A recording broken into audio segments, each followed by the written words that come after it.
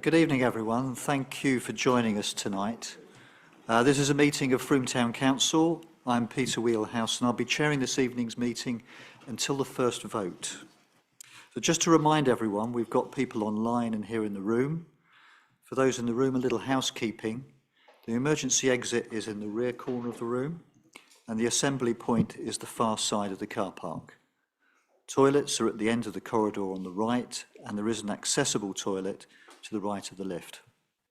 Please help yourselves to a cup of tea or a coffee if you haven't already done so. Tonight I will clerk. Laura, Sarah and Lucy and Becca will manage the minutes, question board, participant settings and the IT generally. The meeting will be recorded and made available on our YouTube channel. For those councillors attending via Zoom, please use the yellow hand.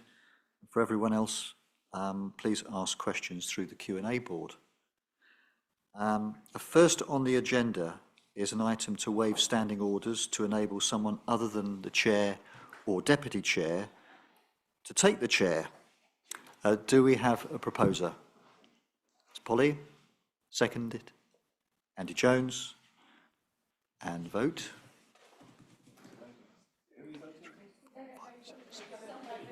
And that's unanimous, so that's passed. The next item on the agenda is to elect a chair. Do we have any nominations? Nick Dove? Okay. Seconded by Anne Hills. All in favour? And that's a majority. Sarah, would you like to take the chair, please?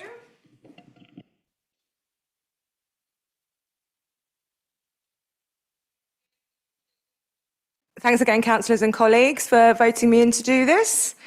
Hope we have a good meeting this evening. Next on the agenda is apologies for absence. As far as I know, we've had them from Anita, Carla and Fiona because she's online. Hello, Fiona. Glad you could join us. Have we had any other late apologies? We have. So we've had apologies from Ben Still, and I understand that Philip Campagna is online. Okay. So we have a total of 5. Brilliant. Thank you very much. Do we have any declarations? We need to vote. Oh, sorry, we need to vote on accepting the apologies. So who's proposed? I'll propose that. Proposed by Sarah and seconded by Nick Dove. 1, 2, 3, 4, 6, 7, 8. And that's unanimous.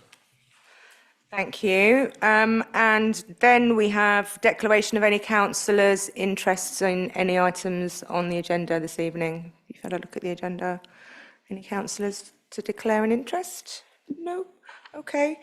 And then we need to agree the minutes of the last meeting, which was on the 18th of February 2026. I presume everyone's read them all in great detail.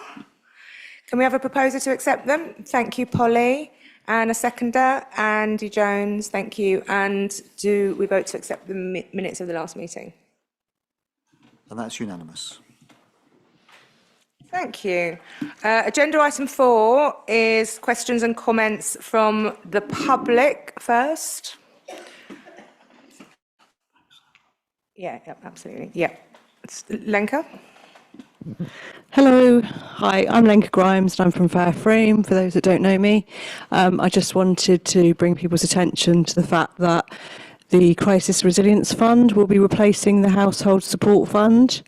This is a new fund and it's come from the government down to Somerset Council, and there's been some changes with that. So the children that are on free school meals won't automatically be getting those vouchers, and that was something, if you remember, Marcus Rashford, campaigned for, and that was quite a big thing. So this is going to be a big change. I wanted to thank Melody for all her help. And Citizens Advice will be administrating the new fund, but we are concerned that this is something that parents will have to apply for. So it's about going online, uploading evidence, and we're concerned that families some families won't be able to do this because this is the barrier, there, accessibility barrier. Citizens of Ice are doing, what they can, and we would ask that people can go to the drop-in on a Monday here at the Town Hall, because there's usually 3 advisors here, so they can be supported, but they won't get the vouchers when they're here. They will still be kind of distributed. So just to say, we've also seen an increase in uptake of our services recently. People are struggling again. Council tax bills have gone out. People are going to be paying council tax that haven't had to pay council tax before. There's also all the housing issues. So because of the new laws coming in, people are selling their houses and more people are going to be evicted. So that is a real issue. And, we do need more housing, which might be controversial, but we do. So just, thank you very much. Thank you. And as ever, don't hesitate to tell us where we can help. Any other questions from the public? Yes, Sarah at the back. If you could introduce yourself, please, for the recording. Julian Quayle. I'm a regular volunteer with various groups around Frome, and my chief concern is the cleanliness of the central area of Frome, both for residents and visitors alike. Consequently, my current concern is with the state of the riverbanks of the River Frome in the centre of town, which are covered in litter at the moment, and I'd like to ask the Town Council if they have any intention whatsoever to clean up the riverbanks on a regular basis, not just twice a year, which is the official answer that I've already had from info from Town Council. I note that there will be a new provider probably coming in to empty the 80 or so litter bins of the town, and they are going to be asked apparently also to litter pick the play areas. Can I also ask if from Town Council would like to ask them to litter pick the riverbanks as well? Thank you.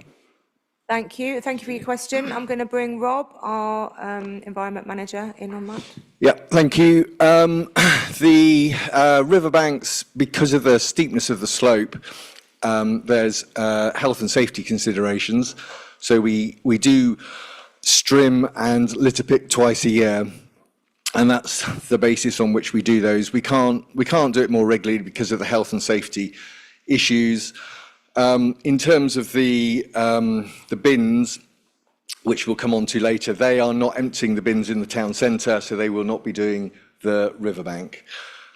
So, yeah, it's the situation. The Town Council therefore is very happy for 50 weeks of the year, riverbanks to be covered in litter, and then twice a year for the riverbanks to be cleaned with litter. Which you go down now, as a member of the public, you'll see lots of litter. Sorry, can you just encapsulate that again, but in the mic? Yes, I'll just say that again, that the Environment Manager says that he can only safely, due to the steepness of the banks, clean the riverbanks twice a year due to health and safety concerns. I would like to maintain that it's utterly insufficient, that if you go down to the riverbanks now, you'll see litter which has been there for several weeks, and that Mark, the single person who has responsibility for cleaning the town, is the only person to do so, and he can't do all that all on his own. I am a member of Frome Litter Warriors. They can occasionally do that. I have been informed that if we do it on our own bat, then there is no insurance requirement and that we can do it, and if we fall in the river, that's not any problem of the town. Fine. But it does need regular cleaning. So either the Frome Town Council abdicates all responsibility for cleaning the riverbanks 50 weeks of the year, or they actually try and do something about it by licensing someone, by insuring someone, by training up someone, such as Friends of the River Frome, and get the job done. Otherwise, it is insufficient. Thank you. Thank you. I'm going to quickly turn to Nick Dove on this one. I'm Julian. Thanks for the work you do. Thanks for volunteering you do. The reality is it is not Frome Town Council's responsibility to do the clearance of rubbish in the town centre. Mike, who is our town centre ranger, we have taken on at our expense. It should be Somerset Council doing this work, but Mike has been taken on by, that's a decision we made. He does as much as he can. He can't take responsibility for, he already does a lot of things that should be done by Somerset Council. He can't also do the riverbanks. A point I wanted to raise was the state of the Cheesing Green car park, which is overgrown with litter, with weeds. And again, something I would ask that Somerset Council consider to take on and deal with. That's their responsibility. And as I said, we've already shouldered quite a burden of the things that Mike does, and we've had to take somebody additional onto our payroll to do that. Thank you. Sorry, hang on a second, Lindsay. There was a comment from over there. Can you speak into the microphone, please? I wondered what the health and safety issues were. Given that you could do it twice a year, you could presumably overcome those twice. I don't know why you can't overcome them more often, like the gentleman says, and get it cleared. I take the point on whose responsibility. I don't know what is on that. Yeah, I mean, it can be done more often. It's a resource implication. Yeah, as Nick was saying, it's not our responsibility, but we have taken on keeping the town centre clean, and as part of that, we do a litter pick. We do a litter pick on the riverbanks, but yeah, exactly. Sorry, first of all, you need to speak into the microphone if you're speaking, and can we just let people finish? Thanks. If it were a question of just walking along, we would be doing it all the time, but it isn't a question. It isn't a question of just walking along. It is very steep, and on some places you actually need ropes, and it is just a question of managing the safety of the people that have to go out there and do the work. So we cut the grass and we do a litter pick twice a year, and we do our best to maintain that area. We've recently added another litter bin to the Chateau Gontier area, and we took a year ago one of the bays out and turned it into a planter to try and minimise the amount of waste that was thrown over onto the bank. Obviously, we can't control the amount of litter that's thrown over. We do our best, but it's just, there's a lot to do, and the town centre isn't even our responsibility, but we're doing it anyway. So we do our utmost, but there's just a limit where there's safety implications to how much we can do. Thank you, Rob. Lindsay and then Fiona, very quickly, because we are going to be talking about rubbish a bit more later on, so I don't want to spend too much of this half of the meeting talking about it. Linz? Yeah, I was just wondering if anyone knew if there was an update on a new Woody in town, because there's certainly been a big increase in litter since he stopped working.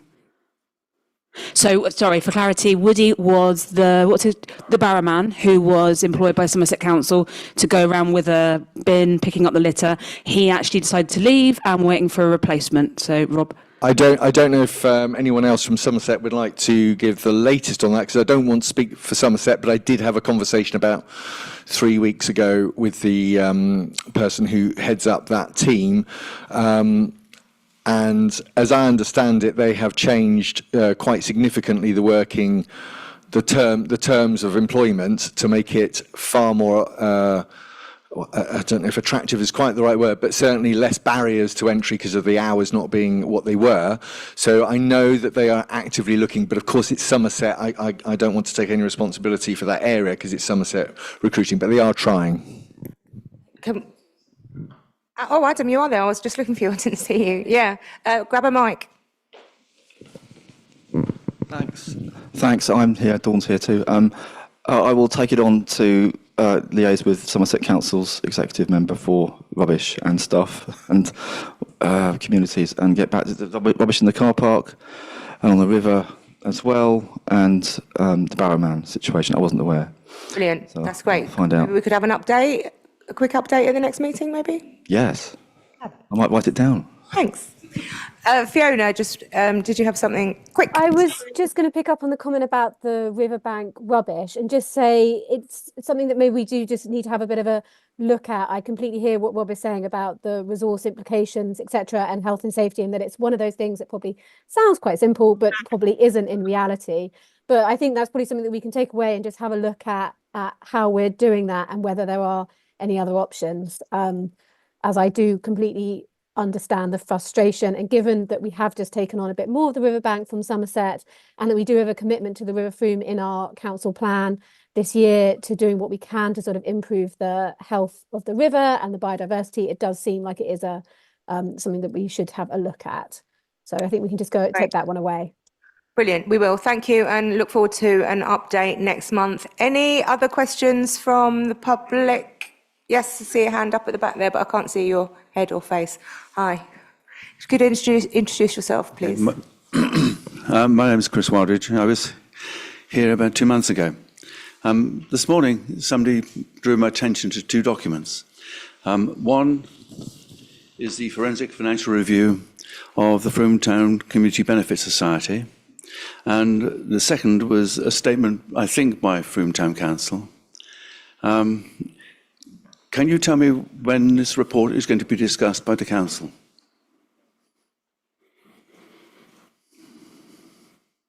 I think we'll have to take that one away, to be honest. I mean, it's a complicated picture in relation to Badgers Hill. And, I think that's one that we will have to come back on. Well, I raise a question. According to the document, it was commissioned by Frome Town Council on the 23rd of December 2025. You have a copy of, you have issued this report, it's on your website. My question is quite simple. It's a serious report, it has serious implications for Town Council, and I would like to know when you intend to discuss it. Fiona, would you like to come in on that? Yes, just to say that we commissioned it, but just to be really, really clear, the CBS was and is a completely separate organisation to Frome Town Council. So we commissioned it proactively because there were questions from the community, very rightly, and from us as well, about the renovation project at Badgers Hill, but it doesn't directly relate to us as a town council. It is about a separate organisation that had separate governance and separate sort of things there. So, there's only so much that we can sort of do around it. It has recommendations in there for us as a council, which we are already implementing. We have shared the report with the funders. That is sort of who it does impact the most, but it's not directly related to us, and we have to be very, very careful here because of that. It was produced with the cooperation of the past board, but again, it was us doing it proactively. But we are discussing Badgers Hill at the next council meeting, so I think it comes under that. There will be a discussion about a number of issues at Badgers Hill there. Yeah. The reason my concern being raised is that there are financial implications for Frome Town Council, are there not? What are the financial implications do you see? I haven't got. I've read the report today, and there are issues around the running of the organisation, which I accept was a separate organisation, but you were engaged with it. Yep. And yes, you have a significant interest in Badgers Hill, do you not? We are the landlords of it. Yes, okay. East to the CBS. And a project took place on a property that you own, and yet it's clear from this report that the management of it was not good.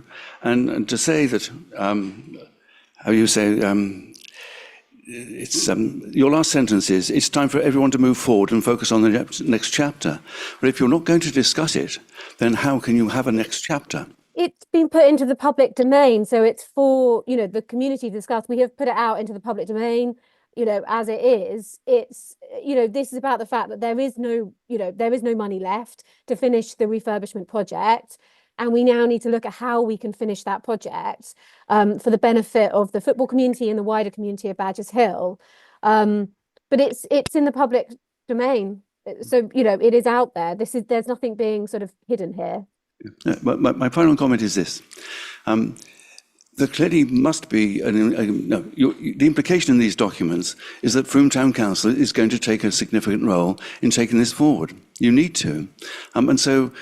Can I just suggest to you that saying you're not going to discuss it at a meeting of the town council sort of beggars belief? We haven't said that we're not going to discuss it. We've said that we don't currently know when it would be discussed. It was more important to get it out into the public domain because, as you rightly said, it was commissioned at the end of last year, and we wanted to get it out into the public domain as soon as possible. So that's more the thing. But it is also, and I just want to reiterate, the CBS was a different organisation to us. We commissioned and paid for it, but also proactively because we had questions ourselves about it, and the information is now out there. Does that answer your question? So I'm sorry, I don't want to let this take up too much time. It feels like we're going backwards and forwards a bit. I was going to say, there's the last thing. I'm bewildered. and by the lack of clarity about your approach to dealing with this matter, because if you own the site and the project is unfinished, it is inevitable there will be a financial requirement for the town council address. But I will finish with that point, and thank you for your time. Thank you very much Can for I your just say that contribution. we are addressing it and we will address it in terms of the way forward, how we move on from here, while also learning lessons from the report that we commissioned. There are very clear lessons there that we are already taking forward. Thanks, Fiona. Thank you. Any last questions from the public or any from councillors? Nick? Yeah, just quickly, something I've raised before. In Palmer Street, there's a building that's the current owner is Melanie Giles Hairdressers, and the roof of it has been accessed by children over a period of several months who get onto the roof, use drugs and alcohol, and at times throw missiles into the street below. It's not, Melanie's team have done their best to secure how they can, but the bottom line is the access to that roof is through an insecure fence from a car park that is Somerset Council's property. So can I ask that Somerset Council have a look at how they can protect young people, stop them getting access to that roof, please? Yes, thank you. Dawn? Thank you. Thanks for your email as well, Nick. So yeah, I've started the process to ask who can be responsible for that from the parking team. So thank you. Thank you very much. Okay, I'm going to move on to our next big agenda item, if no one else has got anything burning they need to ask. So we're moving on now to item 5. This is regarding the situation at Packsaddle Fields. I think Fiona has something that she would like to say initially. Yes, thank you. I just wanted to quickly introduce, we have 2 people here tonight from Somerset Council, Chris Hall, who is the Executive Director of Community, Place and Economy, and John, and I'm going to apologise now for how I pronounce your name, because I will probably get it wrong, but Kulasek, Interim Head of Property at Somerset Council. They are both joining us tonight because I initially invited Councillor Mike Rigby to this meeting, who is lead member at Somerset Council for Economic Development, Planning and Assets, is politically responsible for the decision to fence Packsaddle Fields, but he was sadly unable to come. He has, however, accepted my follow-up invitation to a meeting with myself, Steve Tanner, our chair of the planning committee, and Peter Wheelhouse, our acting town clerk, next week. So we'll all be listening to your questions tonight, and we'll follow up if there's anything that John and Chris are unable to answer tonight or anything that isn't sort of fully resolved. So I just wanted to thank both of them for coming, for joining us tonight, and for being willing to answer questions about the decision to fence Packsaddle Fields. And I thought that I would start with the first question, which is, would one of you be able to start by explaining how and why the decision to fence Packsaddle Fields was made?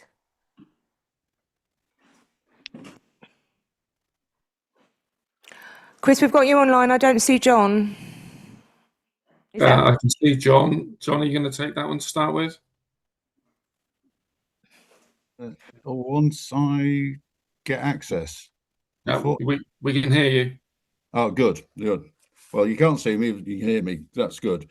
The decision was made in light of the requirement under the option agreement that we have with Live West to protect the site from trespass. Now, I know that the community believe the site is part of public open space, but it's not that designation. It's actually owned by Somerset Council, a successor from Somerset County Council, originally held as a school site. That is no longer required, and therefore, whilst the council permitted a permissive path connecting the houses to a wider public footpath. In essence, that has been breached, because we can see that not just the path between the houses and the public footpath, but there are routes all over the site, which means that obviously people are using the site not just on the permissive path, but on other parts of the site, which is actually not permitted on a piece of effectively private land.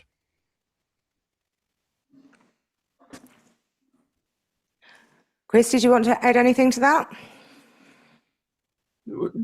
Well, so you're aware that the council, in its previous guises, has made the decision to enter into that options agreement with Live West. So our designation would hold it as a development site. So I think that's the additional bit. We consider we're under an obligation to secure it, as John's mentioned, in terms of trespass, and we have faced legal challenge for not securing that site by Live West. We also believe that there is an obligation upon us to meet the declared Frome Town Council declared housing emergency to ensure that we provide land and sufficient land available to be able to meet some of those housing challenges. So appreciate that there is a view from the community, because it's utilised by the community, that therefore it must be open space, but actually its designation is as a development site.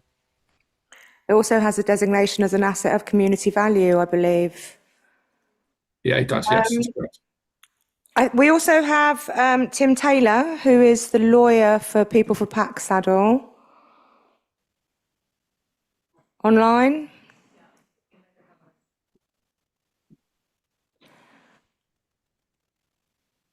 Tim, are you there? I am here. Can you hear me? Can hear you. Did you hear those responses from John and Chris? I did, yes. Thank you very much, and good to meet both of you. It was interesting to hear, and first of all, can I also say thank you. I appreciate it's not fun coming into this sort of environment, so it is appreciated, Chris and John. I have a few questions, if that's okay, Chair. So my first point is, it was interesting what you said, John, that it's about the option agreement protecting the site from trespass. We submitted an opinion which may have been considered by the council, and I'll come to that in a moment. But as a matter of law, and I appreciate you're not lawyers, but just as a matter of common sense, there is no trespass if it's by permission. So why is it necessary to stop people using a site where they have permission to do so on the grounds that it is a trespass? It's a permissive path which the council allowed residents to use, but they're not just using the permissive path. They're using other routes throughout the area. Therefore, it's by common sense, as you say, trespass. Yes, but by common sense, sorry, I really don't want to get into a legal debate. By common sense, you have known that the community has been using the whole of the open space for 50 years. The council's allowed that to happen, therefore it has been permitted, therefore it's not a trespass. It only becomes a trespass if you decide that people should not be there. But you have always decided people should be there, so the council has taken a positive decision to say you are no longer welcome, and therefore it is a trespass. Well, as you say, I'm not a lawyer. I'm not going to argue with a lawyer, but essentially your argument would therefore be if I decided to tramp across your garden for a period and you didn't stop me, I'm allowed to tramp across your garden. It is not a trespass if I give you permission to be there. If I didn't give you permission to be in my garden, that would be a trespass. But you did give permission. For and this actually permissive route, not okay. Not the whole site. Okay, so this, John, is where it gets, and Chris, this is, and I appreciate this is, you're not lawyers, and I appreciate that, and it's really not my intention to try and trip you up. It is really for clarification. The point that's interesting is there have been very mixed messages from the council on this, because on the one hand, it seems that the community have been told that there was a threat of legal action by Live West. It could have cost the council £500,000, and I'll come back to that point in a moment. And on the other hand, Duncan Sharkey and others, and Chris, yourself tonight, had said that housing is important and the council supports Live West. And let's be clear, people for Packsaddle have always been extremely clear that they are not against housing. And, it was mentioned earlier in this debate, absolutely housing is important. But I think it's really interesting that you now mentioned trespass. So what actually is the reason this decision was taken? Is it trespass? Is it the £500,000 threat? Is it the need for housing? Which is it? And also importantly, who at the council made this decision that this should be the case? So I think we do run the risk of running a legal argument here without a lawyer. So we're going to be quite careful. But I think it's entirely plausible for it to be all of those things all at once. So there is a declared Frome housing emergency. We recognise that. It's part of our corporate plan and our vision clearly stated that we need to increase the level of housing available, social housing, affordable housing included within that. So I think it can be all of those things. In terms of the decision, I'd need to go back to the paper, but I believe it was me that made the final decision to exercise that. So I believe it was me, but I'd need to go back and double check the paperwork. That yes, there is a conversation, an ongoing discussion between ourselves and Live West. So yes, they have started that, or they had started that process of legal action. They believe we're under an obligation to secure the site, and that was the action that they started towards us, against us. Pick a phrase, but otherwise we are bordering on the verges of a legal argument, and we are ill qualified to argue with another lawyer. Thank you. Sorry. I'd like you all to stay online, but I do want to open up some comments from councillors and residents to get some other perspectives. I mean, the point is that the fence has gone up and people do not know why the fence has gone up. Tracy, first of all, who is the ward councillor for the area? I first of all apologise for my voice because I've got something throat thing, so apologies for my voice, but also apologies for my simplicity, my naivety. But presumably, one, in the same way that one can choose to remove permission and implement trespass, one can choose not to. Would that be true, Tim? Absolutely. The council owns the land, and the council can allow or not allow anyone to be on it. It seems very, I know it's not simple from your side, but I think that's what the people I've met at Packsaddle, which is I live close to there and it's my ward as well. I think that's what people are saying, really, that they're very able to follow what I think is quite a clear legal debate, and it's useful to hear you all talk about it. But I think what people are saying is, yeah, we understand that, but can you undo it, please? Because we're not doing any harm. And you're not building anything there at the moment. Thank you, Tracy. Any of the Packsaddle team over there? Yes, sir. Microphone, please. Thank you very much. So, recent communications. It's not on. On the side.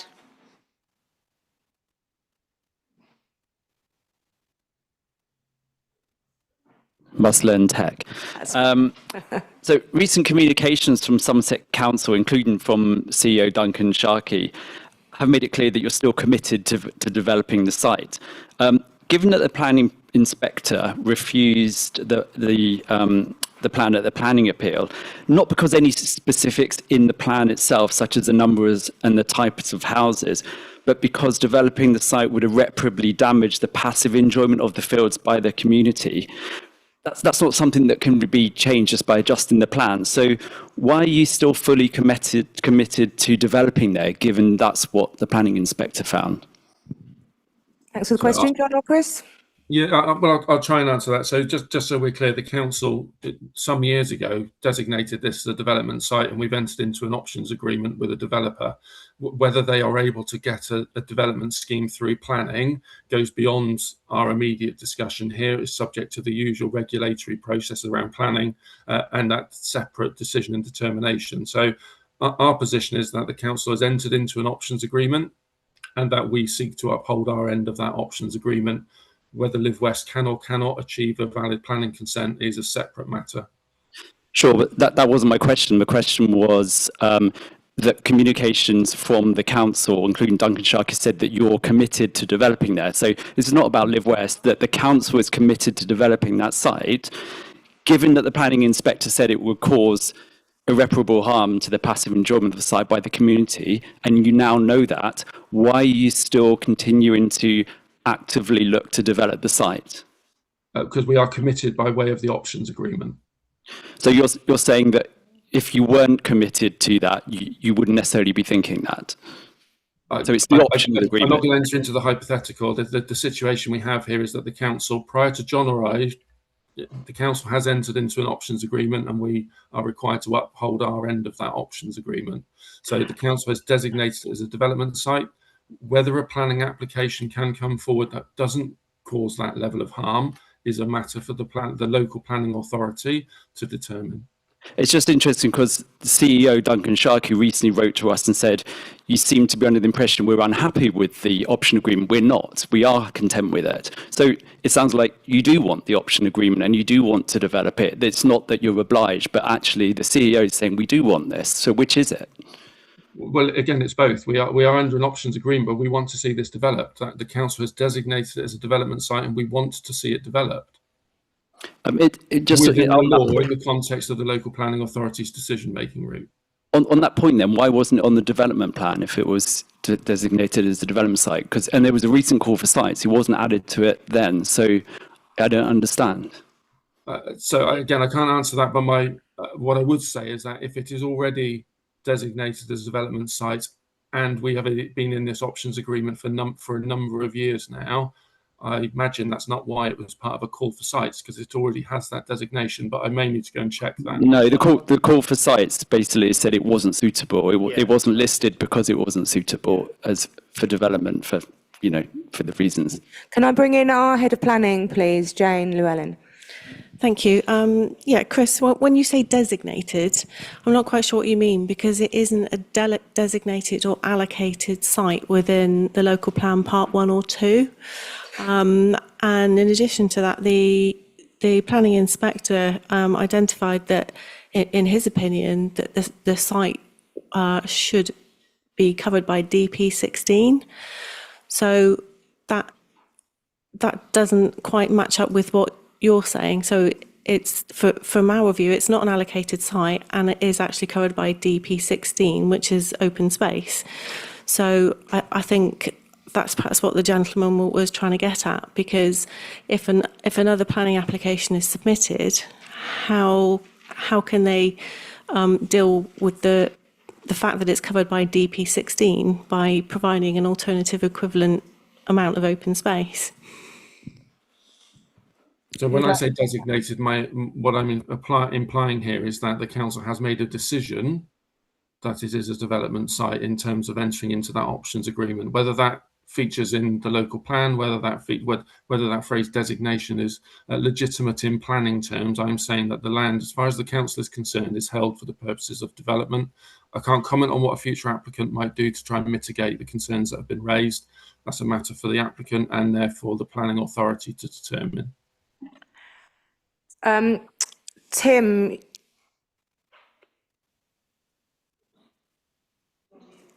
sorry, you're on mute, Tim, I think. One day I'll learn to do that. Chris, I appreciate you're not a planner. John, I appreciate you're not a planner. It is interesting, though, and just to make a point, in planning terms, and this does sort of feed into what everyone's talking about, which is the sense of the purpose of the council in facilitating the continuing efforts by Live West, which I think is what we are talking about. By putting the fences up, it doesn't change the lawful planning use of the fields. And I think that's really important. If you fenced off a car park and don't allow cars into it, it still has use as a car park in planning terms. If I fenced off the council offices in Shepton Mallet and didn't know anyone to go in, it will still have lawful use as offices. So the question, I think, is from the community, what on earth has been gained by this? Because it doesn't help Live West planning arguments one iota. And the consequence of what has been done by the council is to upset the whole community when there is no live planning application, when it's already been refused, and when this will make no difference whatsoever to the actual merits of the argument because of the harm it's going to do to existing open space. We just don't understand why the council needed to do this. Can I come back there? I've been looking through the planning policy documents, and effectively this is not formal dedicated green space. I think we don't agree with that. Well, no, Neither does the government. It's an asset of community value, and it's not designated at all, as we've just heard. Now, I'm sorry, that is conflating two arguments, to use a lawyer's expression. The asset community value is completely separate from the use of the land. The use of the land can be unauthorised, and still an asset community value can be provided on that land. They're two separate issues. One is about the community right to bid for the site. The other is about the existing or policy use of a site. I'm afraid you can't conflate the two. I've got 3 hands up. Lindsay first, then Fiona, and then the lady over there.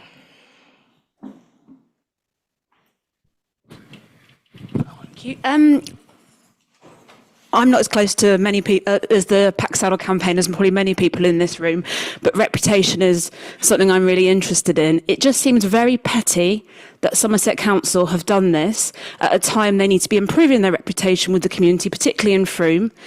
And also, I think it's, tell me if I'm wrong, it's because of the fear of this fine that they're going to get from Live West if they come onto the land. You know, we're wasting a lot of time about it. Take the fences down. Live West, you know, whenever you're going to build on this, it's not going to be tomorrow. Bring the fences down.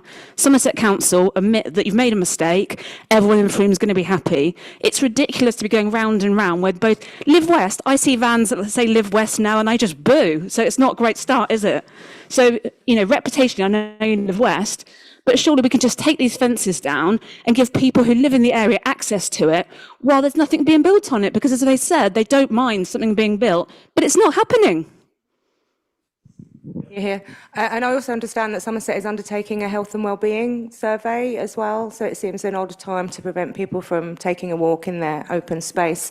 Steve, I will come to you, but Fiona had her hand up first, then the lady in blue, then Steve. First of all, I just wanted to go back to John's point about it's not designated green space, but that's what the planning inspector found was that, and this is something that surprised us, I think, to be fair, is that what he said was that even though it's not designated green space, it still comes under DP16, what Jane was referring to. And that was what made his decision. So even though it's not been formally designated, it is still green space. And therefore, the loss of it, it could only be lost, particularly in the ward that it's in College Ward, where there's very little other green space, public green space accessible. It would cause irreparable harm to the community, to health and well-being, etc. And therefore, it can only be developed if there was, I think, a similar amount of alternative green space applied. I'm really sorry if I'm getting the details muddled on that. It's been a little while since I read it. But my question is to Chris and John, is so what is your plan going forward for Packsaddle? Like, I think that's also where I think a lot of the frustration is coming along, is what are the next steps here? Are we expecting another application from Live West? Are they hopefully putting together a better application, so one that actually meets your own policy, so i.e. above, I'm hoping it's more than 22% social housing, given that they're a social housing provider.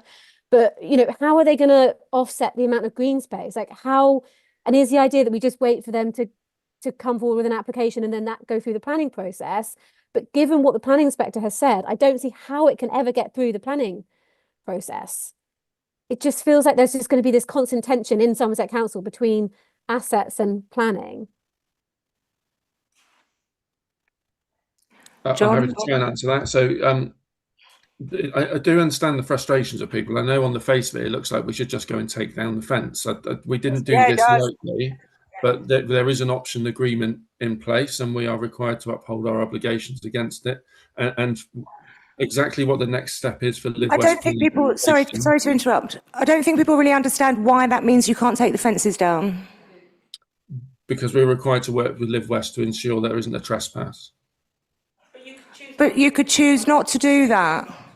Yeah, but we have signed a legal options agreement and we are required to work with them, and that is what we are doing. So I understand the frustrations and I understand why people feel that that's unnecessary, but that is the obligation that we are under. In terms of what Live West do next, I understand it is their intention to submit a further planning application. Exactly when they do that, I know they're keen to undertake additional community engagement before doing so. So I don't have a Good luck. Hang on. We've got an order here and you need a mic. The lady in blue is next. This is. I'm going to direct this to John, actually, because perhaps you don't know because you're interim, you haven't been here very long, but in probably 2 years ago, Somerset Council commissioned an audit of green space. And perhaps you don't realise this, but Packsaddle Fields was added to that. So how can you say it's not a green space? Perhaps you can answer that. I have apologies. I have not seen that green space report. What I'm looking at is advice that we obtained internally from our planners in relation to planning policy. My understanding, and forgive me if I'm wrong, because I'm reading. You are wrong. What? Well, okay. It is designated green space in your recent audit. Not in the policies map. Well, I suggest you look at and see where the green space audit is and read it, because you'll find Packsaddle Fields is in there. Yes. Thank you. I've got a lot to include here. So Steve next, and Tim, I see you've got your hand up, so I'm going to come back to you after Steve. I'm not going to dwell on DP16 because I didn't expect to make that really clear. I just want to ask, we know Somerset Council have financial issues. Okay.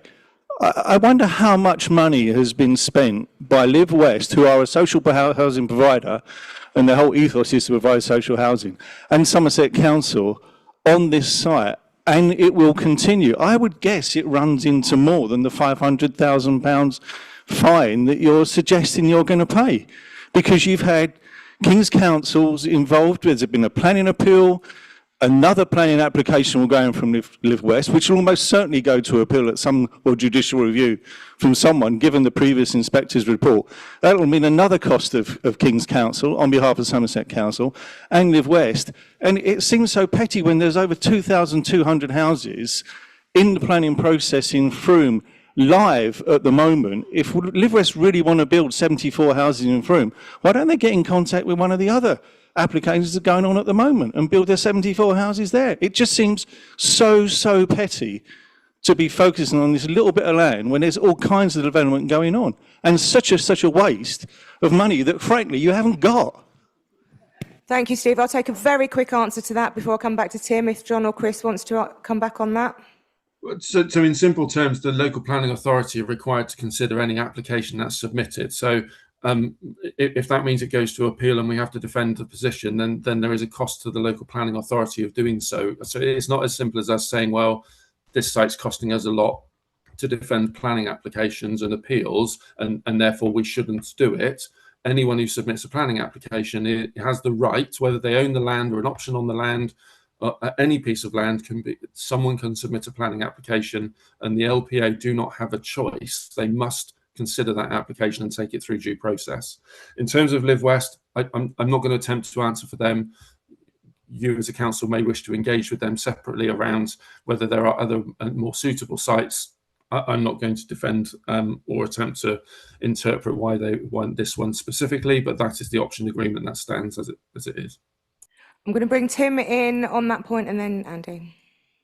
Thank you. So just 2 points, and one is clarification. And we will be talking about the trespass point.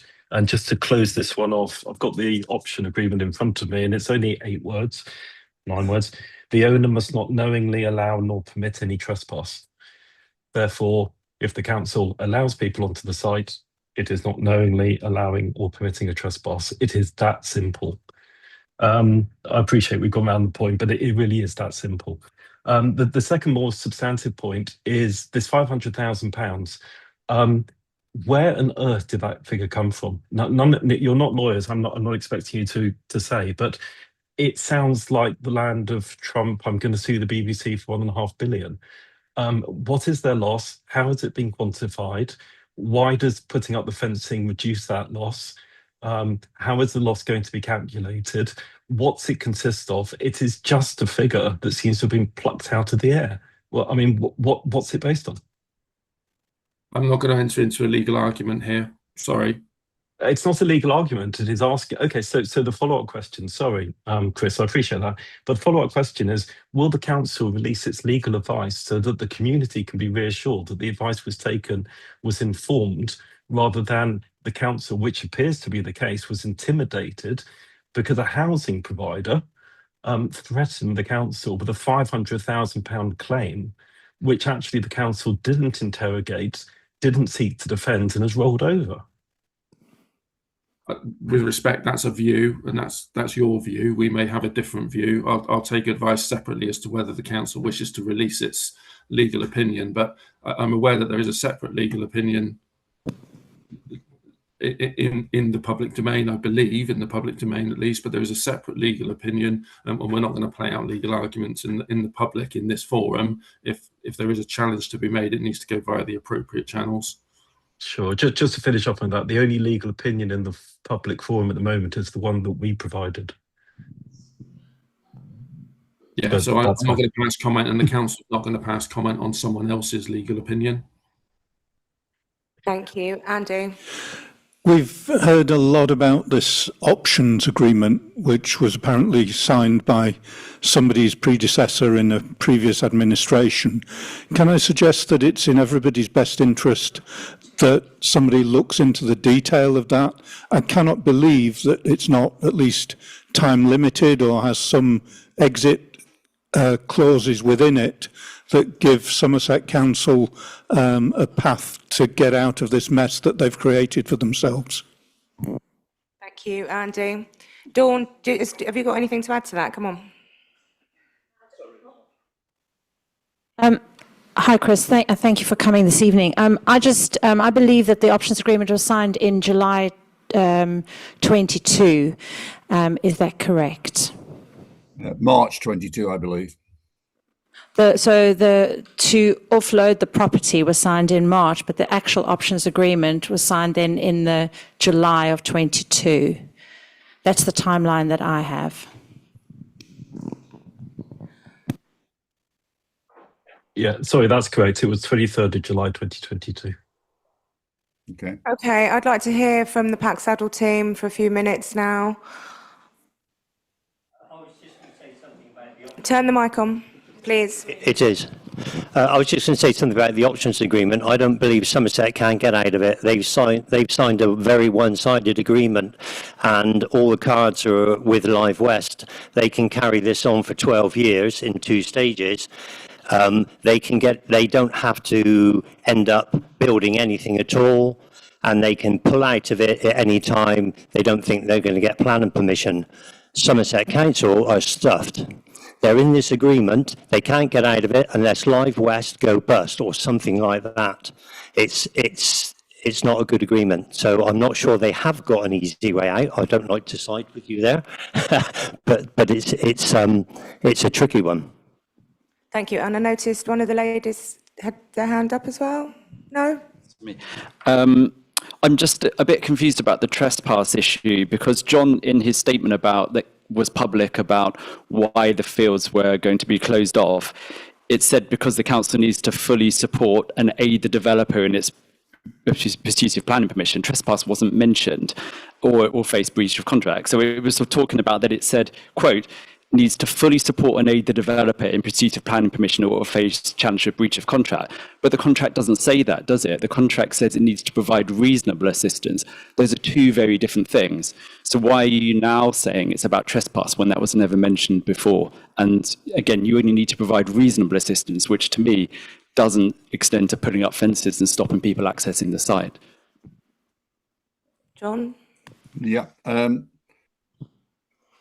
The option agreement requires us to give the developer all reasonable assistance in promoting and obtaining planning consent. That includes securing the site. And whilst the community has used the site for many years, and we recognise that, the requirement of the developer, who did initiate potential legal action against the council, requires us to assist and support them in their activities to try to secure planning consent. So it was reasonable to remove the permissive path and to secure the site.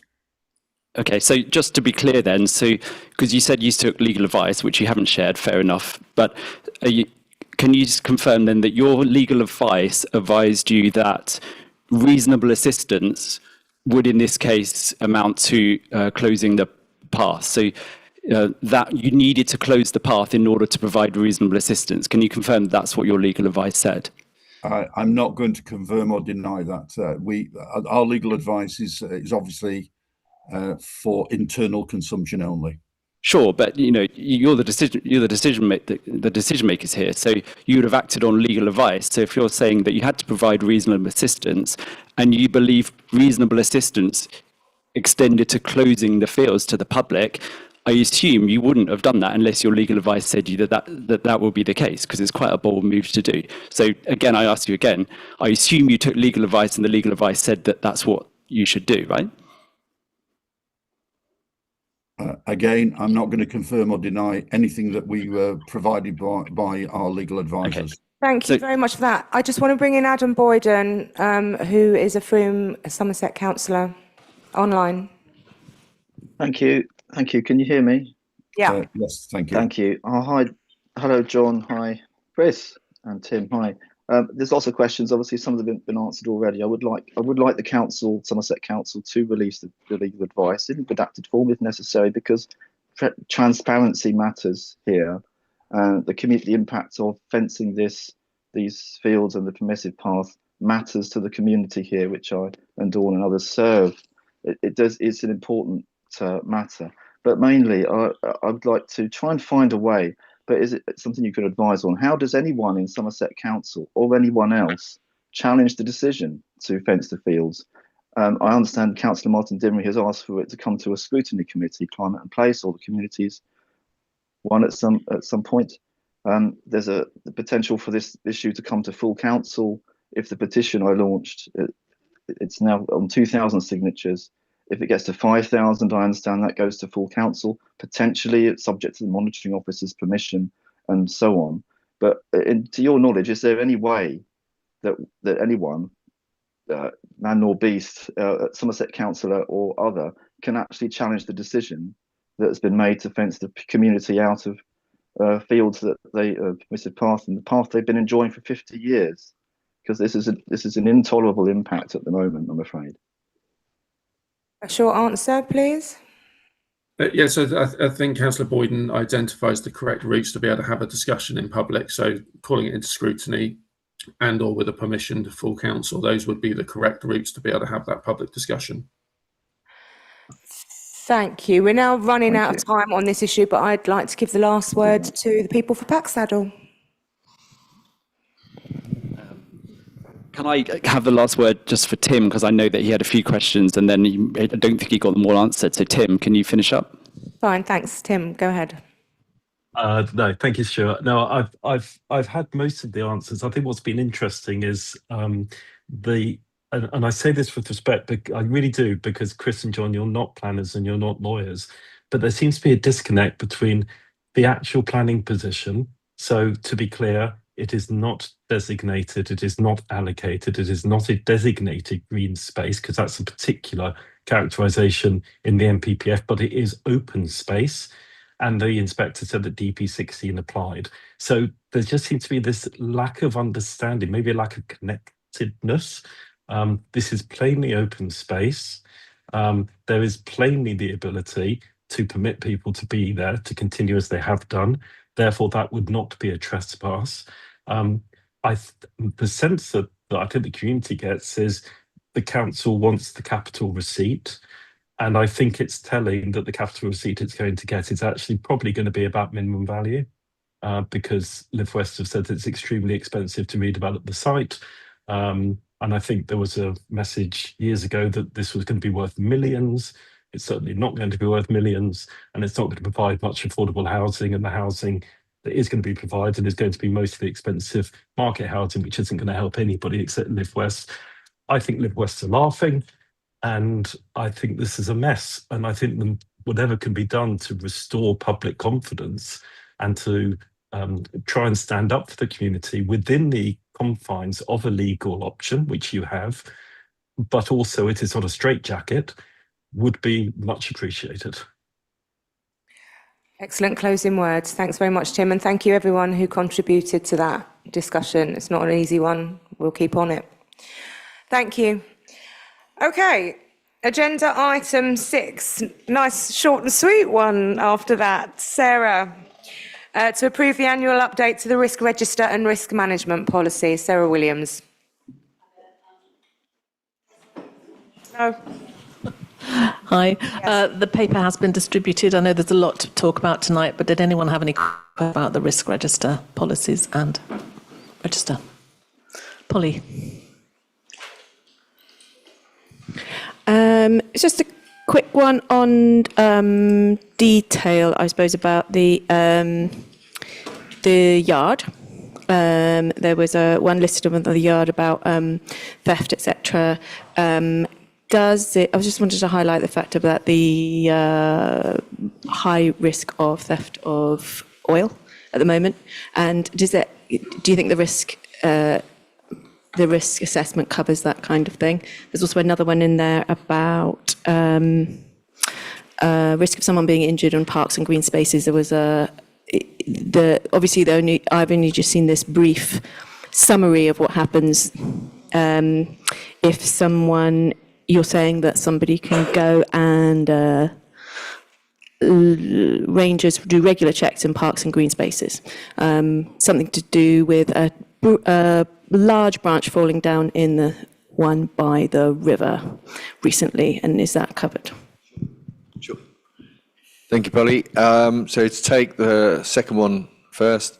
So we assess the level of risk across the whole estates on a regular basis. So with trees, the way we do that is that we employ a consultant arborist to assess all the trees on a periodic basis.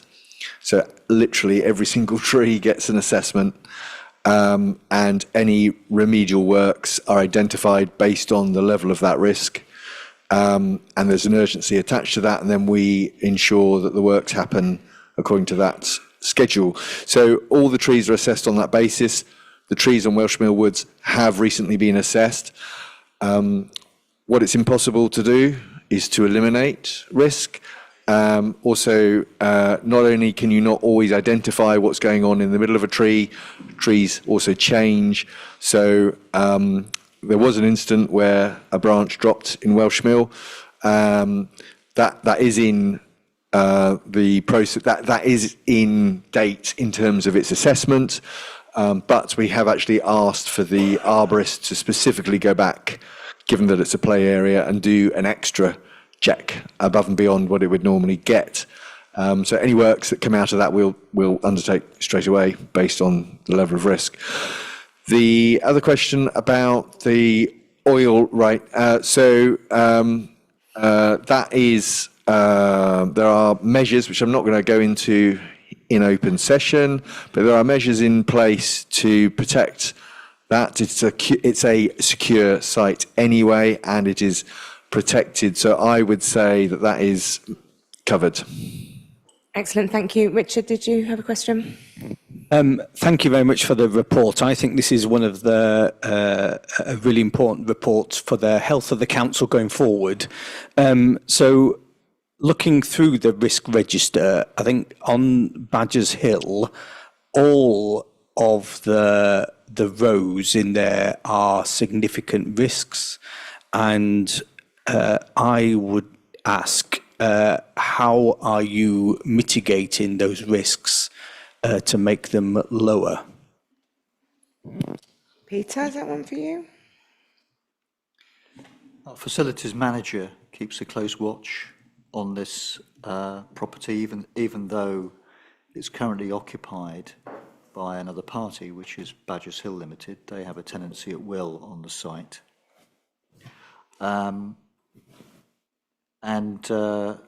obviously, we try and ensure that the various health and safety risks are within acceptable bounds. I think that's probably fair to say. Obviously, we'd have to go into a lot of detail in terms of scrutinising all of that if we wish to do so. But reality is that we keep a very, very close watch on what happens at Badgers Hill through our facilities manager. Yes. So I think this is one of the things that came out in the audit, that there are questions about scrutiny of Badgers Hill and the whole sort of the £400,000 that the Frome Town Council have put into that project, and it's how and when will the council discuss the next stage of the Badgers Hill project? There's one for Jane, who's currently leading on Badgers Hill for us at the moment. Thank you. Yes, as you'll be aware, we recently put out an invitation to bid or tender for the site.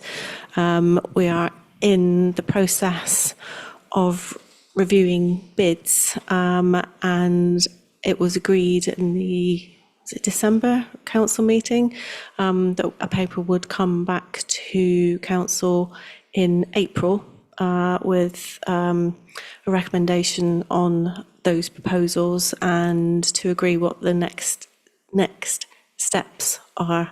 But given that we're going through a tender process at the moment, that's all I can really say.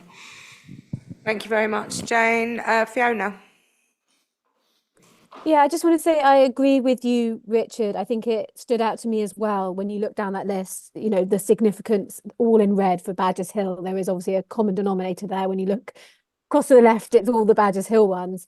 And I do agree with you. And I think, though, that what we did was, you know, we recognised last year, sort of, you know, September, October time, that, you know, things weren't working as we had hoped, that you know, we weren't getting rent in, and we, you know, started to have, you know, serious concerns about the health and safety. And so we very proactively then engaged with them. There were a number of very strong letters that were sent that have resulted in action from the tenant to take health and safety a lot more seriously. It took a lot in order to get them to do that.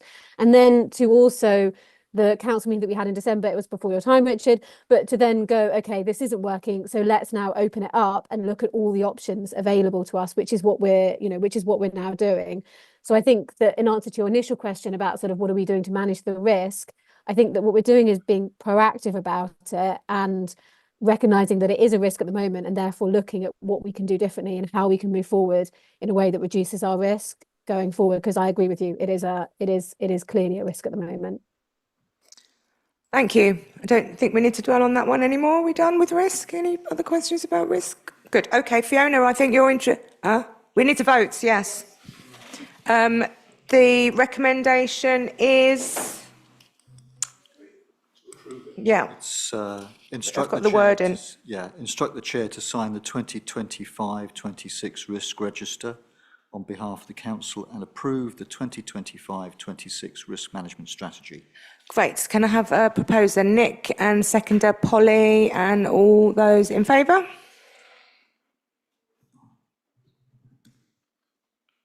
That's unanimous, as far as I can see. Unanimous. She's not well. Tracy wasn't well, so apologies for the last half of the meeting. And then agenda item 7. I think, Fiona, you've got a foreword for this one as well. I do. Hold on. Sorry, too many screens. Okay. So as lead councillor for climate action, Matt just asked me to introduce this item, and then he will answer any questions that you might have. So the first thing is, as councillors know, Frome Town Council has a long-standing commitment to climate action. We declared a climate emergency in 2019 and a biodiversity emergency in 2020. And we have a real focus on projects that both reduce emissions and improve people's lives, particularly through improving health and helping people to save money. You'll also all be aware that our pioneering partnership project, Green Healthy Frome, is coming to an end literally in the next few days. It has been a pioneering collaboration between ourselves, Frome Town Council, Frome Medical Practice and Adventure. There's an evaluation report, which I've read an early draft of a couple of days ago, and it will be coming to councillors soon. And there is a huge amount in there to be proud of, as well as some a lot of learning for us as well, which is brilliant. And I'm looking forward to discussing that fully soon. While I'm on the subject of Green Healthy Frome, before getting into the paper, I just wanted to encourage everyone in the room and who might be watching online to visit the newly opened Imaginarium on Cheap Street this week.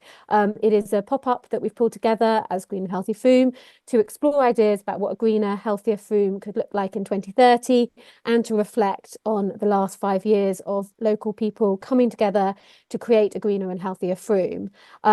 I haven't very, very sadly been able to visit it in person yet. I'm really hoping to be able to get there before it shuts. But what I've seen is a really fitting and tribute to the end of this project. So obviously this means that there's now a significant shift for us as a council with such a major project coming to an end, including the funding that has supported so much of our work in this area over the last few years. So this is sort of a bit of a moment of transition for this area of work. And the recommendations tonight are about repurposing funds to make the most of them and to essentially create a bit of a bridge to the next chapter of this.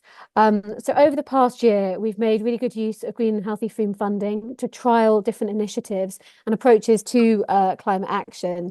So we now have a much clearer sense of what works, particularly in terms of retrofit and energy efficiency.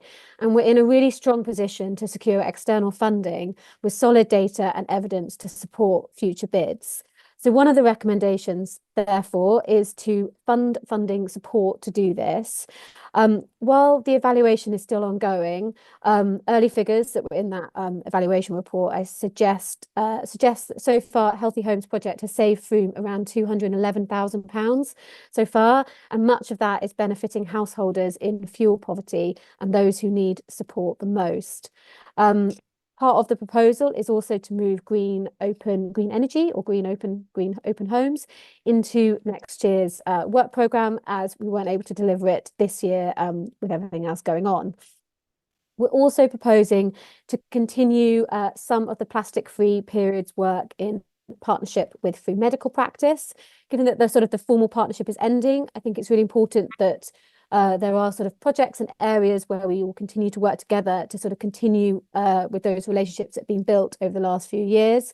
Over the past 3 years, we've engaged, I'm going to say around, I think it's actually specifically 1,320 young people in plastic-free periods. And if those who received packs continue using plastic-free products for the rest of their lives, this could save around 7 tonnes of CO2 and £101,000 over time, which is obviously significant. It's not just about tackling climate, but it's also about tackling period poverty and raising awareness of microplastics and their health impacts. The materials are going to be covered through £7,000 of external funding, which has been secured by Peter McFadden. So the remaining cost is minimal to us, primarily just staff time. I think it's about 6 days of our staff's time for the year and a small budget for facilitation. And finally, there is a proposal around school engagement and a wildlife parade. This is an idea that has been sort of floating around for a little while, that's been sort of co-created with the community. And the idea is that this will form part of the Frome Festival this year. It's something really different and engaging, and it supports our priority around nature recovery and also working with and engaging young people. Some of you may have seen the Plastic Bones artwork that was created by the Frome Youth Climate Action Group, part of Green Healthy Frome, along with artist Julie Starks, and it was recently paraded through town, and it's now, I think, in place at the Imaginarium. It's really incredible, and the young people who created it are even more incredible. They're just brilliant. So that's a sort of an outline of what the proposals are. It's about sort of bridging the previous chapter of this work into the new one, and allow us to continuing to deliver meaningful impact for residents. Thanks, Fiona. And I think now we're going over to Matt to I was going to say, is it worth it? Have you done? Are we done? Can we move on? Thanks very much, Fiona. That was incredible, and you did cover pretty much everything that I wanted to say. I mean, essentially, under Green and Healthy Frome, we had the chance to conceive and plan these pieces of work, and if we can roll forward the unspent sustainability budget, then we can go going with the important work. So hopefully that sounds good. Thank you. Brilliant. Thank you. Okay, so this is about approving the repurposing of underspends to support climate action work. I don't expect much opposition to that. Proposer, Steve. Seconder, Anne. All those in favour? That's unanimous. Lovely. Thank you. Yeah, well done. Brilliant presentation, Mad. Great at throwing your voice. Item 8 is to review research into funding and grant making and to approve measures to boost community capacity. Hannah and team over there. 15 minutes, okay. Maybe 17. Okay. Should we come up? Should we stay where we are? You guys will do. I'm co-presenting with Melody and Emily tonight. Should we go up there? Yeah, we'll come up. We'll go up there. That's one of your 17 minutes. Yeah, thanks. But we've got really interesting things to say. Okay, so we are bringing an update on some work that was started last year around the funding landscape in Frome. I'm going to give an update on some of the research, and then I'll pass over to Emily and Melody to share some of the learnings from a couple of pilot projects around grant making. And there's full details, lots of them, and links to the reports in the paper. So we're just looking at some highlights tonight, but excuse me. So where do I aim it at? Oh, it's did it. So a bit of background as to why we did this work. So a year ago, we were looking into some data that came out of the Picture of Frome report, which suggested Frome receives significantly less funding than similar towns in our region. And we were also having discussions with people who live locally and are involved in various community-led grant-making organisations in London boroughs. And there was some thinking that we could develop a similar model in Frome and that it might be a way of attracting more external funding into the town by bringing in larger funders and philanthropists who might not give to a local authority but would want to invest in local projects. And another part of that thinking was generally to enable more participation in local grant making and representation.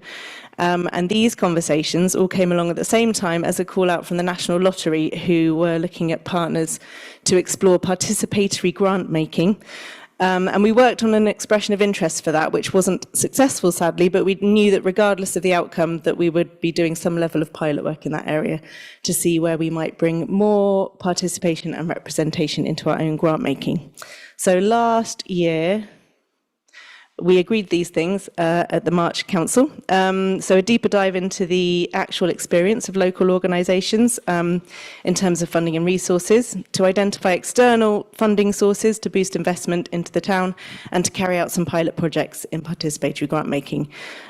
So a working group of councillors and staff emerged, and we commissioned Locality to carry out the first two pieces of research, and we worked very closely with them on those. And the pilot projects were taken on in-house, led by Emily and Melody. And just before we summarise the research findings, I think it's helpful for a bit of context to look at what support there is out there for VC FSE groups. I will just clarify that is voluntary, community, faith and social enterprise. There's various variations of those, an acronym, but it's generally talking about that sector. And the Locality report refers to the things that we can be doing more or less of to enable groups to deliver their work. So this is currently kind of what's on offer from us at Frome Town Council, but also more widely available. So there's various grants, of course, and there's other forms of support, including training and resources. We've got Spark Somerset, who operate regionally and are delivering the Volunteering for Health pilot that lots of you know about. They're also trialling a new data resource called Somerset Insights, which is very useful for a lot of groups. Adventure, particularly for social enterprise, and until quite recently, Futureshed, the climate action support. And I think it's important to note here that there's quite a lot of informal peer-to-peer support that organisations do for each other. The first part of the work that we did was the report that Locality delivered in the autumn. It was very comprehensive and wide-ranging, and I recommend giving it a read. It's in the appendix of the paper, and we supported them to speak to 53 local groups to gather intelligence about their experience, and we also interviewed local funders, and alongside the local experience, it took into account the national landscape and the perspective of national funders too.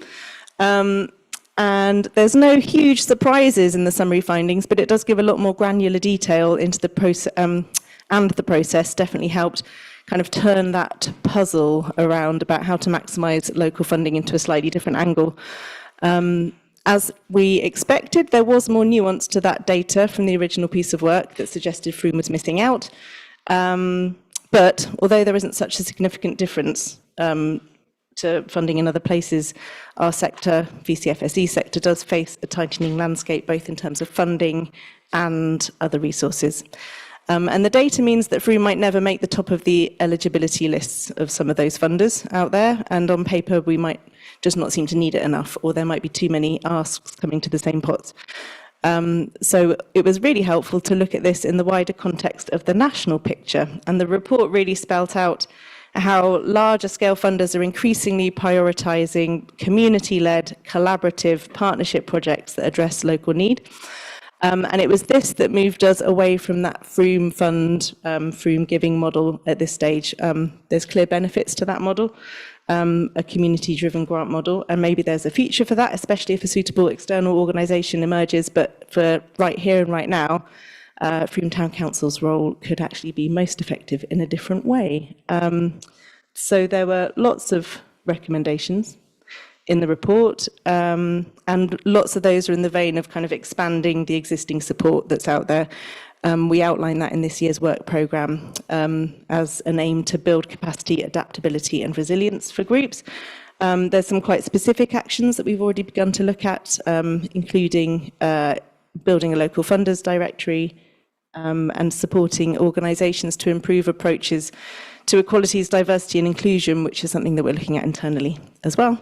The big emphasis that emerged from the recommendations was how important it is to develop those partnerships that are going to play a key role in enabling meaningful projects to take place, and how this is Frome's superpower really in terms of appealing to those funders who are looking to make transformative investments in places. So we're well placed to be in that role to convene partnerships. We're known as a convener and an enabler. It's in our gift to kind of bring organisations, agencies together and power up proposal. So just going back to what we thought we'd set out to do, that second part of the research didn't make as much sense. So rather than identifying external funders and seeing how we could increase Frome's eligibility for them, it felt far more relevant to be kind of digging deeper into that strategic partnership working and how we can be proactive about what we need as a town. So the working group came together and agreed to focus on that instead. So that kind of manifested in a few workshops. Locality hosted an internal workshop for us with staff and councillors, and on the back of that we hosted one for community organisations. Locality introduced some examples of best practice. We took a deep dive into the report, and we asked some big questions about what an approach might or should look like.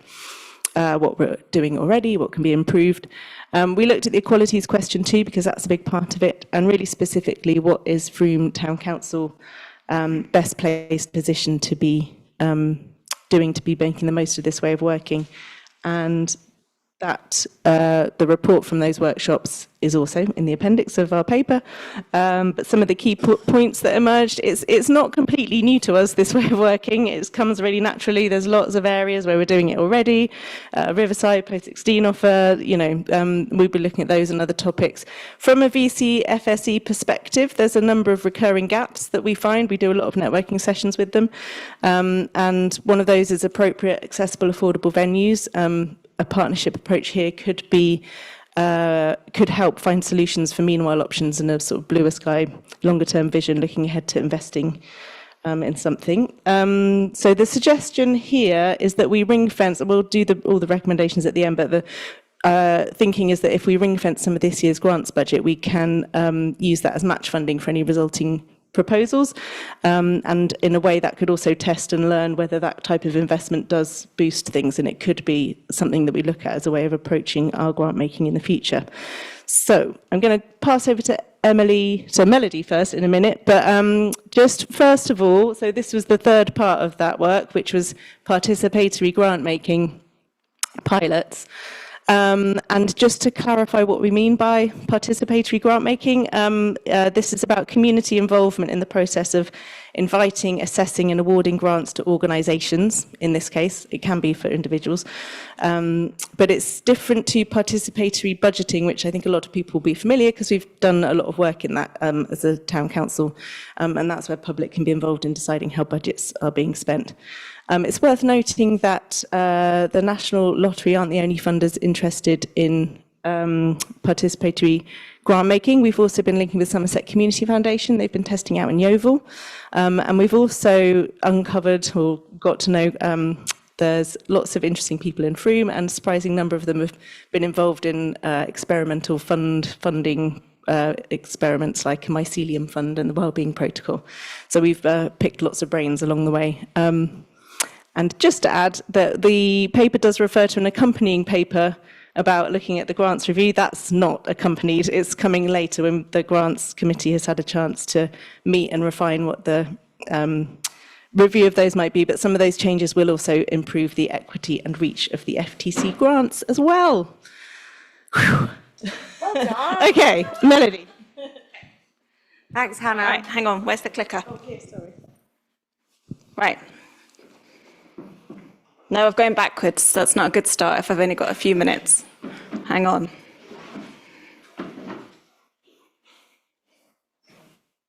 Okay. Oh, that's Emily's slide. That's Emily's slide. Emily, do you need to go first? Oh, no. Ah! There you go. I think it takes a while to respond.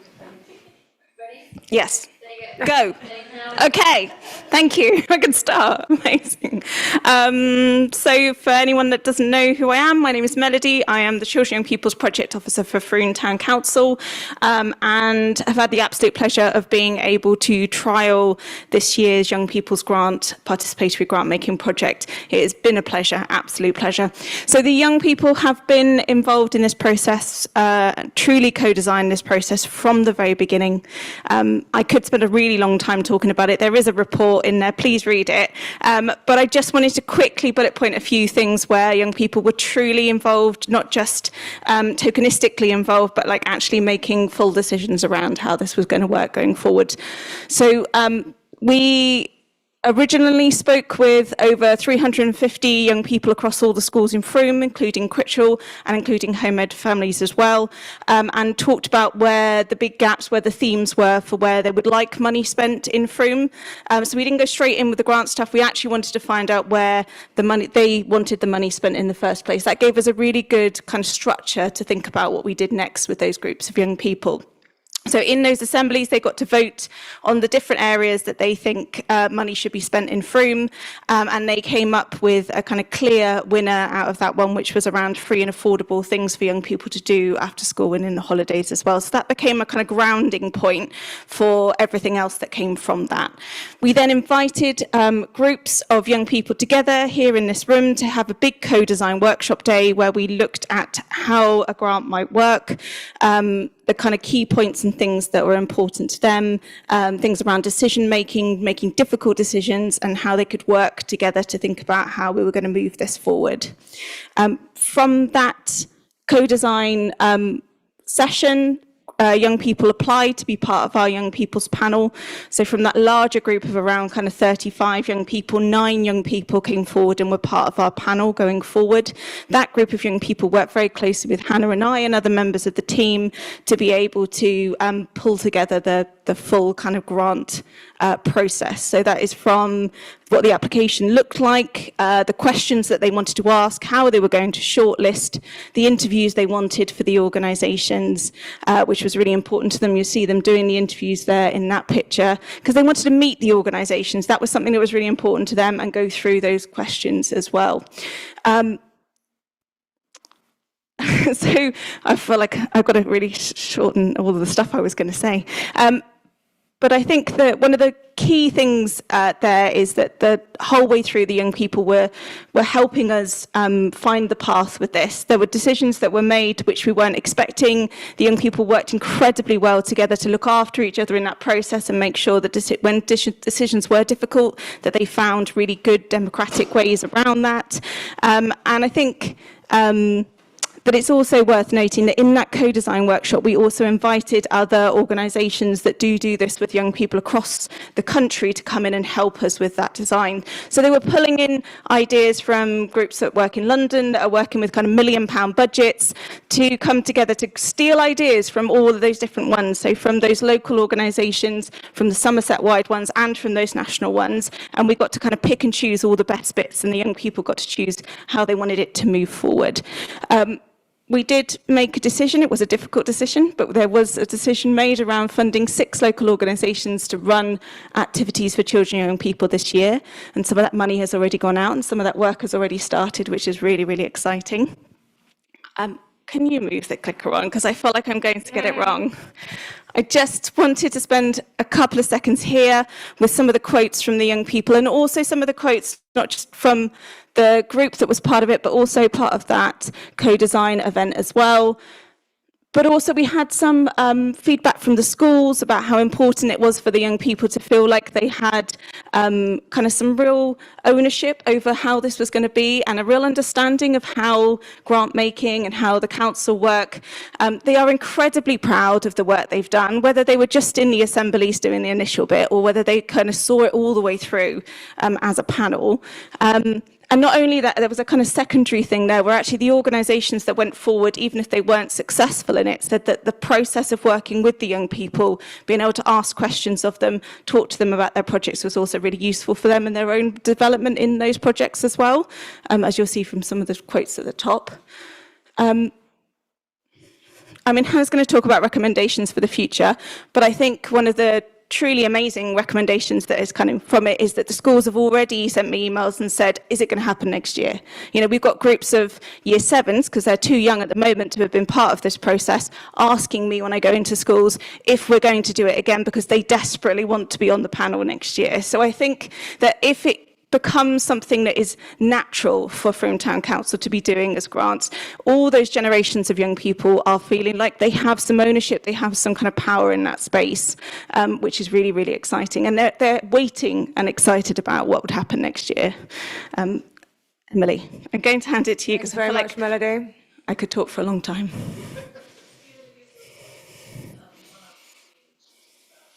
Okay, thank you very much for letting us know, Fiona. Thanks, Melody. Very impressive without notes as well. Hi, everyone. I think you all know me. I'm Emily from the Communities team, Community Engagement Officer, and I'm going to talk about the Grants Advisory Panel. So why would we do this? As Hannah's already said, our funding should align with community needs, so we want to know how far community grant applications reflect what matters to Frome. So we asked a diverse panel of Frome residents to join us to take part in the pilot. We want to shine a light on our community grants to understand how the processes can be transparent, equitable and as accessible as possible. We want to include diverse voices as far as possible so that people who experience barriers can meaningfully bring their perspectives to the table and improve trust between communities and us as a funder. And this also reflects our work to improve our approach to equality, diversity and inclusion. So as a result, we included an equalities question this time around in the grant application form for applicants to fill out. So moving on, slide please, thank you. So what did this actually involve? So we recruited 8 residents with lived experience of protected characteristics. We actually did have 9 on the panel because we had one person supporting 2 other of the panel members as well. We also provided the option of a participation bursary, which was to remove barriers people might have to take in part in the panel in relation to work or caring responsibilities, for example, and 75% of the panel took that up. So what we did was we trained them on the grant application process by reviewing previous applications together and the scoring process that the grants committee go through. So how the scoring reflects our council priorities. Again, they had a go at scoring some old applications together, which was really helpful. And it really helped them to gel as well as a group from the start. So once they'd had the training and after the closing date of the grant round, our grants administrator ably collated and redacted all of the applications and sent them to the panel members, as they did for the grants committee. Now, the panel also made declarations of interest in the same way that councillors do. We actually thought that there would be fewer applications to the round, given that there was the young people's round running alongside, but actually there were more. So we had 30, I think, applications in the main round for a pot of 30,000, I think. So because the panel were new to this and they only had a week to do the scoring, we made the decision that we would ask them to score odds and evens. So each application had at least 50% of the panel scoring it. So following the scoring, they submitted all the scores to us and they were collated. And then the panel met with Andy and Philip from the grants committee to discuss the applications. And also to work together to agree clarifying questions for applicants. And it was really valuable, I think, to hear the different perspectives on what matters and what is valued within the grants during that process. So that was really valued. At that point, that marked the end of the involvement of the panel in as far as the decision making goes. The panel scores were then collated and ranked, and these were shared with the councillors who met to review the applications. And they obviously looked at the panel rankings, but the problem then emerged that some of the applications had in fact only been scored by one or two members of the panel, which meant that the actual rankings were skewed and couldn't really meaningfully be a part of the final decision making, which was a shame. So after that, the Public Grants Committee meeting took place and some of the panel members attended that, which they found really challenging and difficult, as I think a lot of people did in that room, because there were so many wonderful applications and not so much to go around this time. So yeah, it was really interesting to have them there, but they did find it challenging. And so following that, we asked them all to come back in one more time to do an evaluation with us. Review the process. So while parts of the pilot, I think it's fair to say, were more successful than others, the key takeaway was that the panel were able to experience the whole process when it was under more pressure than usual, and therefore they were able to provide us with extensive feedback. Thank you. So I'm not going to go into all of this, it's quite wordy, sorry. But effectively, they provided us with feedback on all of these topics. So how could we streamline the panel experience if we could repeat it and make it more meaningful for them? The accessibility of the grant application process. So what would help the process for applicants and decision makers, from like language and word limits to eligibility and impact. The fairness and transparency of the grants decision-making process, including the scoring system and criteria, the extent to which community grants align with community needs, as I've already said, so discussion about what is a worthy project, what is essential or nice to have, and how could local authorities feed into that process, and the extent to which they address issues and needs around equality, diversity and inclusion as well. So how could we use community grants to target specific groups, for example, and meet our priorities and include equality as an assessment criteria. Thank you. So you can read this yourselves, but this is some of the feedback. They valued the experience of the diverse panel, hearing others' perspectives and being able to discuss these with councillors. They were confused about the scoring system and the extent of their influence on the final decisions. It is a really intangible process, but councillors nevertheless were highly positive about the usefulness of their input. They were frustrated at not being able to contribute at the public meeting, And finally, the majority of the panel said they found the process interesting and worthwhile on many levels and would consider taking part again. So if approved, we'll be asking the panel to reconvene and work with us to improve the grants process. And I want to thank them publicly for their time, patience and thoughtful contributions to the process. Thank you. Thank you, Emily. Did you have more? I was just going to finish off, if that's all right. Make it quicker. Okay, thanks, Melody and Emily. And just like that panel model, I mean, it's brilliant for the grants process, but it's also it is a model that could be used in other areas as well. And just to say, with the participatory grant making, we are breaking new ground here, as Frome does, and we're talking to other grant makers who are also interested in maybe forming a community of practice and developing a toolkit together. So then the last one is the recommendations. So these are the recommendations. It's a slightly different route to the one we thought we might set out on, but we've taken considered evidence-based approach, and this way forward we're getting meaningful community participation with grants, a way to boost investment in things that matter through working intentionally with strategic partners, and better equity and reach and representation in what we do. Brilliant. Thank you very much, Hannah, Melody and Emily. Thank you, all of you. Any questions before we vote? It's a good time to see no hands up. So we're going to be voting on all of these recommendations, which you can see on the screen now. Can I have a proposer? Steve Tanner, seconder, Nick Dove. All those in favour? That's unanimous. Yay! Well done, Tim.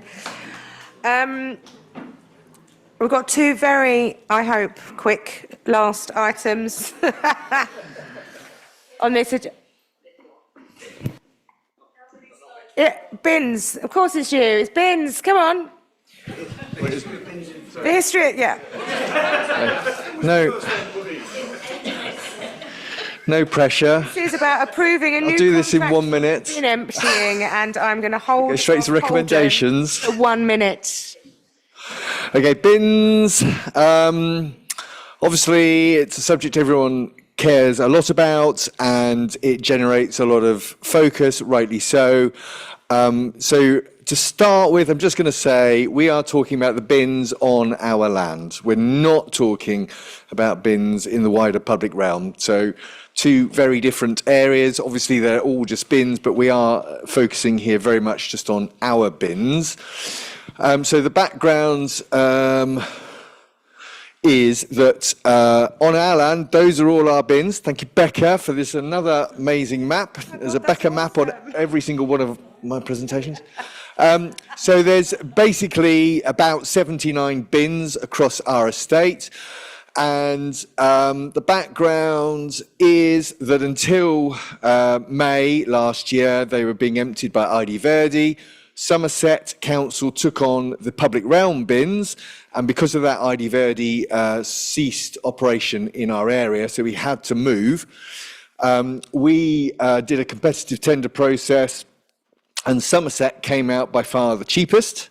They obviously also had the capacity and the capability. They were emptying the bins in the area just right next door to our bins. So they even had the same personnel, so it made sense to just have continuity at a time of great change. So we went with the lowest bid that was also a capable bid. So we went with Somerset, and they started in June, because that's when ID Verdi ceased, and there was a 9-month service level agreement, and that's just about to end. So that's the background. Somerset have taken it on. The challenge is that these are just some of the photos, and these aren't just on our land, but I just took a photo that we already had. But the challenge is that the issues that we had with ID Verdi continued. There was really not much difference in the level of service. Typically, what would happen would be someone who knew the rounds might be away, and there'd be staff cover, and during that period of staff cover, bins would be missed on consecutive days, and they would start to overflow. And there was a process where we logged that, we took a photo, we sent it through to them. If we had enough complaints, we actually reduced how much we paid, but that mechanism, that lever, never really improved or changed in any way the service. So we seem to be in exactly the same loop that we were in under ID Verdi. Then also they were asked to litter pick the play areas, places like the shelter and the show fields, the skate park and other areas in Mary Bailey. Sometimes there's litter in those areas, and we had challenges with the play areas not being picked. So then in January, the update was that Somerset took stock of how that process had been running, and they told us there would be a 59% price increase to continue with the service they were providing. So that's the point at which we really started to take stock of the situation and said, were there other options? So we went back to the original tender, and we looked at the Busy Bees service, which basically, at the price that Somerset then had come in at, they were basically parity on price. So then it was a question of looking at the service, the difference in service. So with Busy Bees, we have had undertakings that if we go with Busy Bees, that the bins will be consistently emptied. There'll be a range of people who can provide cover, who will be trained, and if anyone is off, it'll be a trained person that steps in. And they have also assured us that the way that the terms and conditions work, that on bank holidays and weekends, there is always a full rota because they actually get paid significantly more during those periods, and that the play areas will definitely be picked. They're a local company. We've had good working relations with them in difficult situations, such as at the Market Yard toilets, where they've done a really good job in difficult circumstances. They've even said that if there's ever a problem with any bin, we just have to phone them up and they will go out that same day and actually empty that bin. So really, really high levels of service have been assured to us. So that's the situation. We've got these 3 different quotes that have come in. Somerset and Busy Bees are almost exactly the same, but we feel the levels of service will be significantly different if we were to switch to the local company.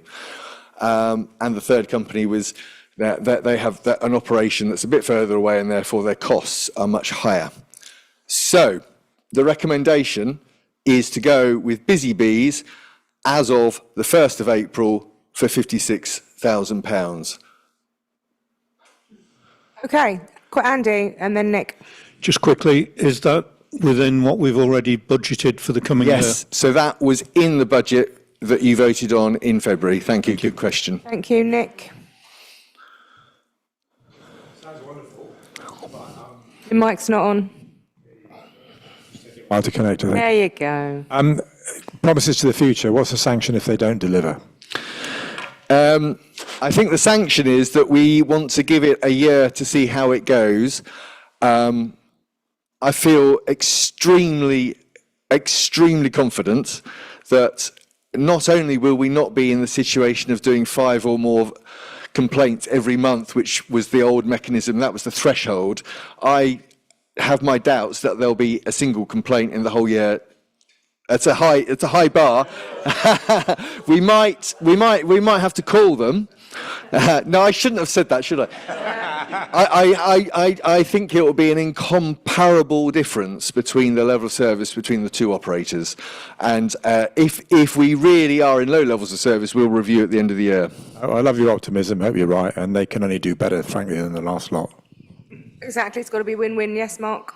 Then Paul.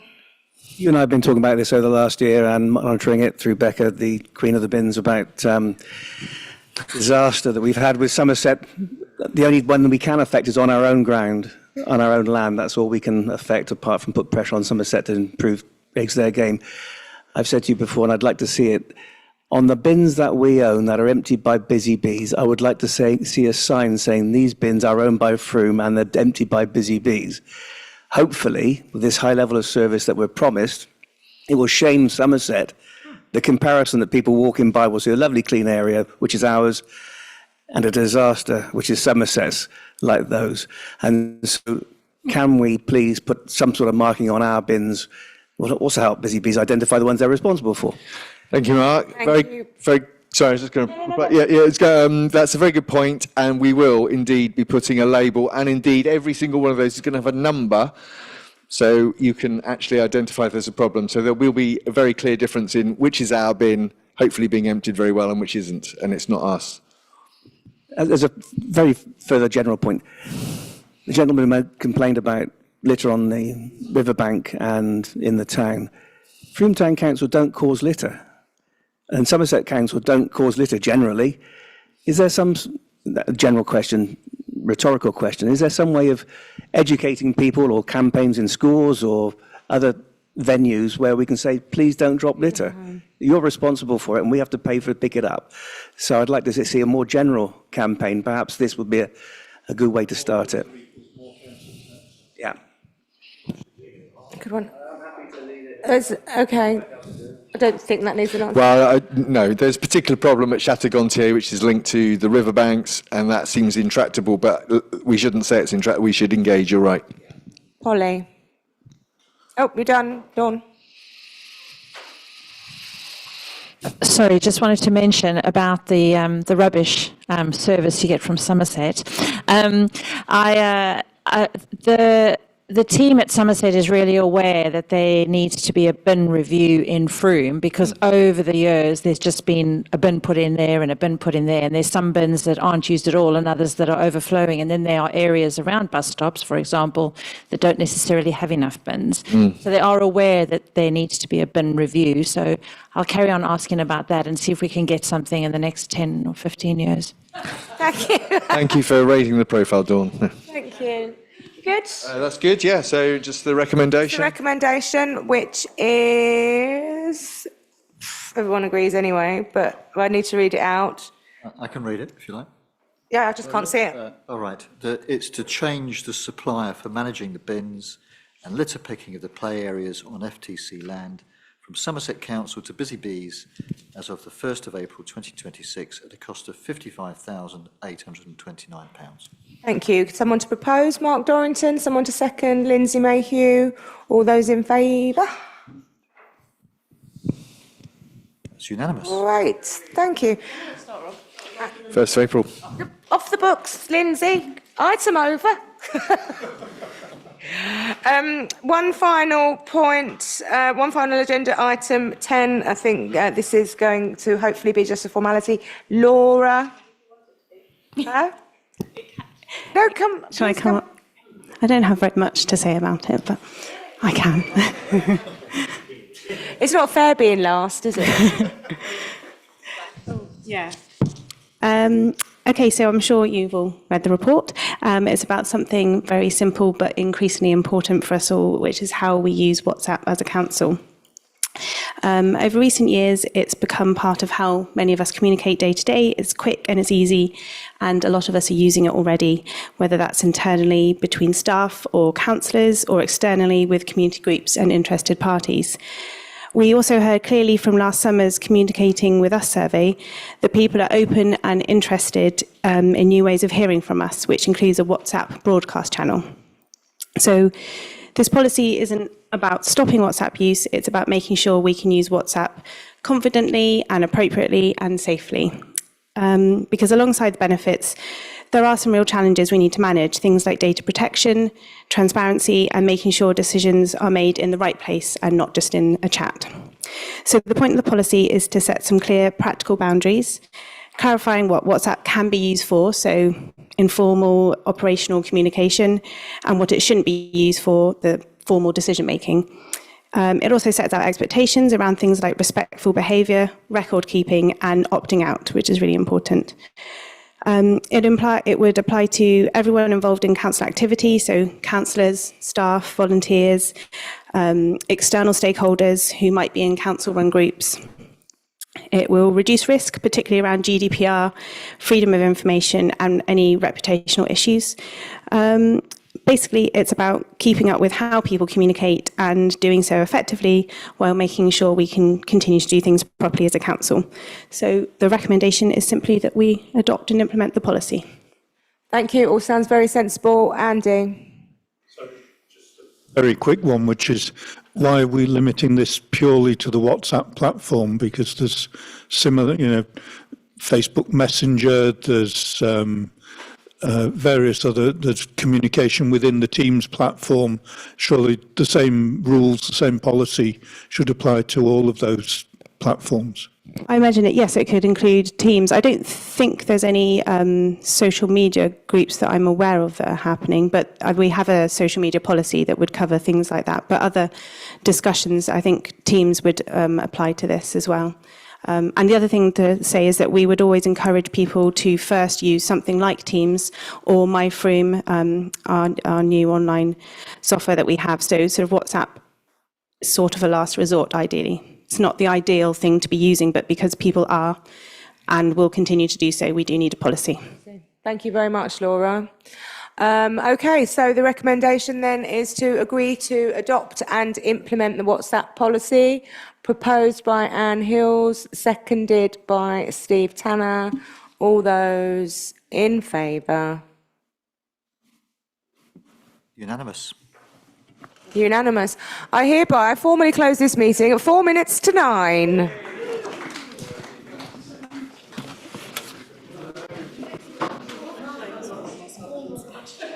Next meeting is here Wednesday, the 26th of April at 7 p.m. Tell your friends.